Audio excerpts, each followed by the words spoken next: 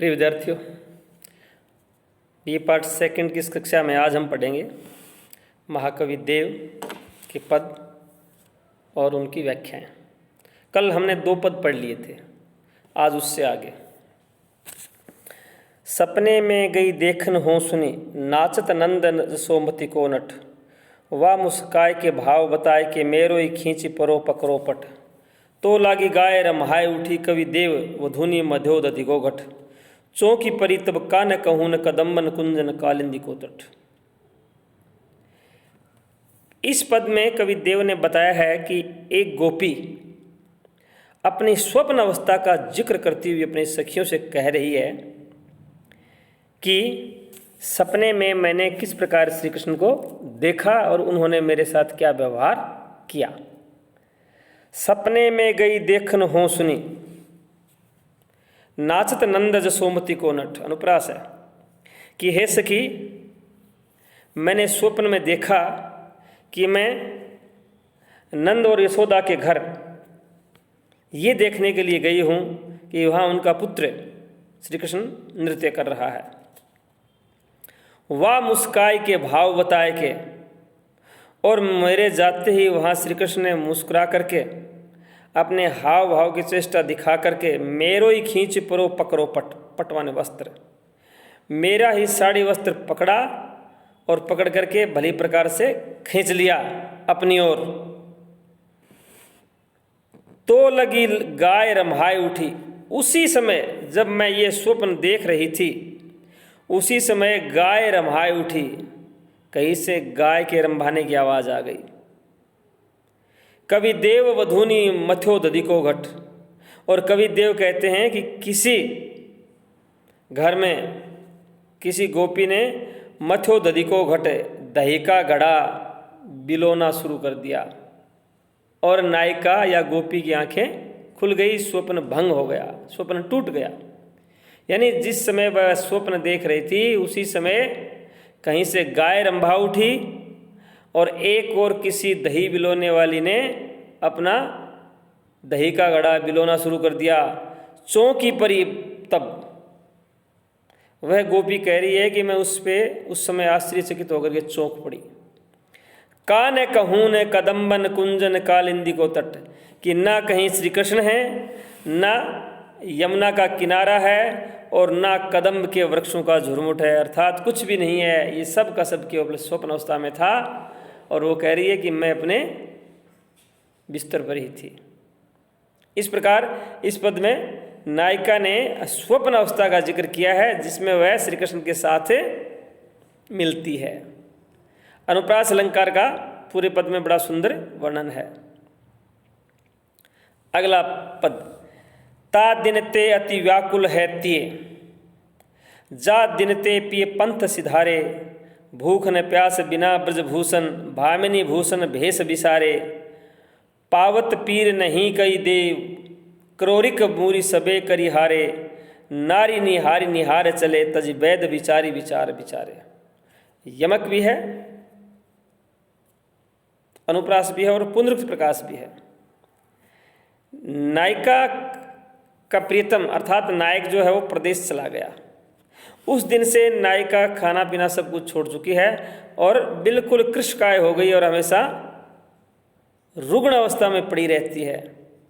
किसी को नहीं पता, करोड़ों वैद्य आ करके नाड़ियाँ देख देख करके सोच के चिंता कर करके थक गए, हार गए। किसी को ये नहीं पता चल पाया कि बीमारी क्या है। इस अवस्था का वर्णन करते हुए कवि देव कहते हैं कि ता दिन ते अति व्याकुल है तिये, तिये माने स्त्री।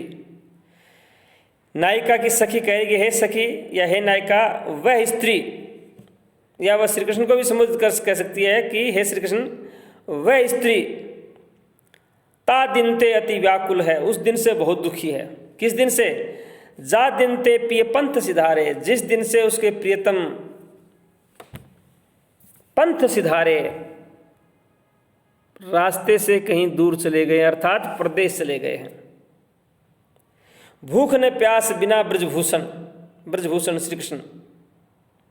उस नायिका अथवा उस गोपी को श्री कृष्ण के वियोग में न भूख लगती है न प्यास लगती है। भामिनी भूषण भेष विसारे। अनुप्रास का छटा देखिए कितनी सुंदर है। उस नायिका ने उस दिन से आभूषण और वस्त्र बिल्कुल छोड़ दिए हैं, अर्थात उसे आभूषणों और वस्त्रों का कोई ध्यान ही नहीं है कि वह क्या पहने हुए है या क्या नहीं पहने हुए है। पावत पीर नहीं कविदेव। कविदेव कहते हैं कि उसकी पीड़ा या उसके रोग का किसी को पता नहीं चल पाया। क्रोरिक मूरी सबे करिहारे। क्रोरिक करोड़ों, मूरी औषधि, सभी लोग करोड़ों औषधियाँ दे दे करके थक गए हैं, हार गए हैं, लेकिन किसी को भी उसकी पीड़ा या उसके रोग के बारे में पता नहीं चला। नारी निहारी निहारी चले। नाड़ी देख देख कर लोग चले जाते हैं। तजी वैद विचारी विचार विचारे। बेचारे वैद सोच सोच करके उस स्त्री की नाड़ी देख देख करके चले गए हैं, लेकिन उसके रोग का किसी को पता नहीं चला। अर्थात उसको रोग तो क्या है, प्रिय के वियोग का, और कोई रोग है नहीं, और उस रोग का कोई लक्षण जो है किसी वैद्य को नहीं मिलता। बहुत अच्छा पद है। पूरे पद में अनुप्रास और प्रयुक्ति प्रकाश अलंकार का अच्छा प्रयोग हुआ है, और साथ में यमक भी है, और नायिका की वियोग अवस्था का गजब का चित्रण किया गया है। बाल लतान पे बाल को बोल, सुनो कहूँ संग जखीन के टेरत। काहू कही हरि राधा वही, दूरी देव जी देखो इते मुख फेरत। है तबते पल एक नहीं कल लाखनी सो अभिलाखनी बेरत। यह निकुंज ही नंद कुमार घरीक में 12,000 कहेरत। जिस समय से या जिस क्षण से राधा ने श्री कृष्ण की आवाज़ सुनी है, उसकी सूरत देखी है, तब से उसको चैन नहीं है। और क्या हालत हो गई। बाल लतान में बाल को बोल, बाल को बोल श्री कृष्ण की आवाज़। बाल लतान में, छोटी छोटी बेलों में जिस दिन से श्री कृष्ण की आवाज़ सुनी है, कहूँ संग सखीन के टेरत। कहीं सखियों के साथ आवाज़ देते हुए, खेलते हुए, जिस दिन से नायिका ने अपने प्रियतम श्री कृष्ण की आवाज़ उसके मुख से सुनी है, काहू कहीं हरि राधा यही, काहू कही हरि राधा यही। किससे क्या कहे श्री कृष्ण, क्योंकि वह राधा यही है। दूरी देव जी देखी ते मुख फेरत। जो कवि देव कहते हैं, जो ही श्री कृष्ण मुख फेर लेते हैं, इतनी देर में राधा छिप गई। है तब ते एक पल नहीं कल, चैन, कल माने चैन। उस समय से, जब से राधा को देखा है उस समय से, और उसके बाद वह दिखाई नहीं दी, तब से पल एक नहीं कल, एक पल के लिए भी चैन नहीं है। लाखनी लो अभिलाखनी घेरत। लाखों अभिलाषाएं या लाखों इच्छाएं जो है श्री कृष्ण को अथवा उस नायिका को घेरे हुए हैं। या ही निकुंज नंद कुमार घरीक में 12,000 कहेरत। इन्हीं जुर्मुटों को नंद कुमार श्री कृष्ण घड़ी भर में हजारों बार देख लेते हैं, टटोल लेते हैं कि राधा कहाँ है, कहाँ है। जिस दिन से राधा को देखा है, तब से उनको कतई चैन नहीं पड़ता है। यहाँ राधा और कृष्ण के परस्पर प्रेम का वर्णन किया गया है। भोर ही भोन में भाव तो आवत, प्यारी चिते के इते दृग फेरे। बाल बिलोक के लाल कहो कछु, काहे लाल बिलोचन तेरे। बोल उठी सुन के तिये बोल, बोली उठी सुन के तिये बोल। सुदेव कहे अति कोप करे रे, काहू के रंग में रंगे दृग राव रे। राव रे रंग में, राव रे रंग रंगे दृग मेरे। भोर ही भवन में भाव तो आवत। सुबह सुबह ही जब प्रियतम, प्रिय भाव तो प्रिय, भवन में घर में आए, श्री कृष्ण किसी गोपी के पास सुबह सुबह ही जब गए, तो वह गोपी क्या कहती है उसको, प्यारी चिते के इते दृग फेरे। प्यारी चिते, प्रीतमा राधा ने श्री कृष्ण की ओर देखा, और देख करके इते दीर्घ फेरे, अपने नेत्र फिरा लिए, मुड़ गई। बाल बिलोक के लाल कहो कछु, बाल बिलोक के लाल कहो कछु, लाल श्री कृष्ण, बाल केश, खुले हुए केस देख करके श्री कृष्ण ने कुछ कहा। काहे ते लाल विलोचन तेरे, कि तुम्हारी आंखें लाल किस तरह हैं, लाल क्यों है, अर्थात ऐसा लगता है कि तुम रात भर सोई नहीं या सोए नहीं। बोल उठी सुन के तिये, बोल उठी सुन के तिये, बोल। ये बात सुन करके वह नायिका या राधा, कवि देव कहते हैं कि ये बात सुन करके वह नायिका या राधा बोल उठी। कहे अति कोप करे रे, और अत्यधिक गुस्से में भर करके, कोप करे रे, अत्यधिक गुस्से में भर करके कहती है, काहू के रंग में रंगे दृग रावरे, रावरे मानी आपके, कि हे श्री कृष्ण आपके नेत्र किसके प्रेम में रंगे हुए हैं, किसके साथ रात भर जागे हो। रावरे रंग रंगे दृग मेरे, मेरे नेत्र तो आपके प्रेम में रंगे हुए हैं, लेकिन आपके नेत्र जो हैं वो किसके रंग में रंगे हुए हैं। राधा जो है श्री कृष्ण के ऊपर प्रश्नों की बौछार या प्रहार करती हुई है। अगला पद देखिए, एक तू ही वृषभानु सुता, और वो तीन ही हैं वे जो समेत सची है, और न केतिक राजन के कविराजन की रसनाएं बची है। देवी रमा, कवि देव उमा, ये त्रिलोक में रूप को राशि मची है। पेंवर नारी महासुकुमारी, ये चार ही विराजे विचारी रची है। विरंची विचारी रची, ये चार ही विरंची विचारी रची है।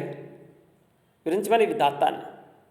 कवि देव इस पद में बता रहे हैं कि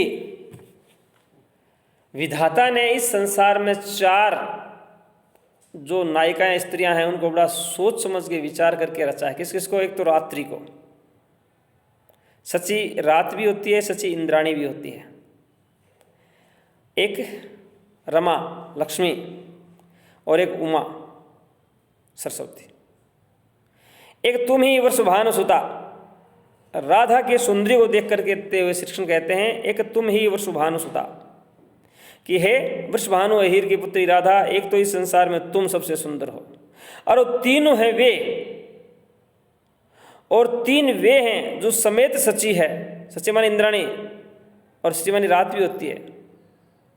जो इंद्राणी सहित या रात सहित और हैं तीन, कौन, और इन केतिक राजन के कविराजन की रचनाएं बची हैं। और कितने ही राजा या कितने ही कविराज, न जाने कितने राजाओं ने उनका वर्णन किया है, और कितने कवियों की रचना या वाणी में वो बसी हैं। कौन कौन है वो? देवी रमा, कवि देव कहते हैं कि एक तो देवी रमा लक्ष्मी, उमा और एक सरस्वती, त्रिलोक में रूप की राशि मची है। इन तीन के साथ पूरे तीनों लोकों में इनके सौंदर्य की जो है भरमार भरी पड़ी है। और एक राधा तुम हो, पेंवर नारी महासुकुमारी, ये चारों स्त्रियां अत्यंत महान सुंदर हैं। ये चार ही विरंची विचारी रची है। इन चारों की रचना विधाता ने, विरंची मानी विधाता ने बड़े सोच समझ के की है। इन चार स्त्रियों की रचना विधाता ने बड़ी सोच समझ के, किस किस की? राधा की, सरस्वती की, लक्ष्मी की और इंद्राणी की, क्योंकि इनके सौंदर्य की प्रशंसा सारे संसार में चारों ओर हो रही है। अगला पद देखिए, सराहे सुरासुर सिद्ध समाज जिन्हें लखी लाजत है रतिमार, रतिमार कामदेव। महामुद मंगल संगल से बिलसे भवभार निवार निवार, निवार दूर करना। विराज त्रिलोक निकाय की ओप मुनीस मनोहर रूप अपार, सदा दुल्ही और सुभानुसुता दिन दुल्ही राजकुमार। वृषभानुसुता, वृषभान अहिर की पुत्री राधा सदैव सर्व सुंदरी है, और दुल्हो श्री ब्रजराज कुमार, और श्री कृष्ण जो है उसके प्रियतम इस संसार में सबसे सुंदर है। अब पूरे पद को सुर देखिए, सराहे सुरासुर सिद्ध समाज, प्रशंसा करता है सुर और असुर, देवता और राक्षस भी जिनकी प्रशंसा करते हैं, सिद्ध समाज भी जिन्हें लखी, जिनको देख करके प्रशंसा करता है। लाजत है रतिमार, और रति को मारने वाला अर्थात रति का पति कामदेव भी जिनको देख करके लज्जित है, महामुद मंगल संगल से वह अत्यधिक प्रसन्नता के साथ कल्याणकारी रूप में या कल्याणकारी आशीर्वाद लिए संगल से शोभा देते हैं।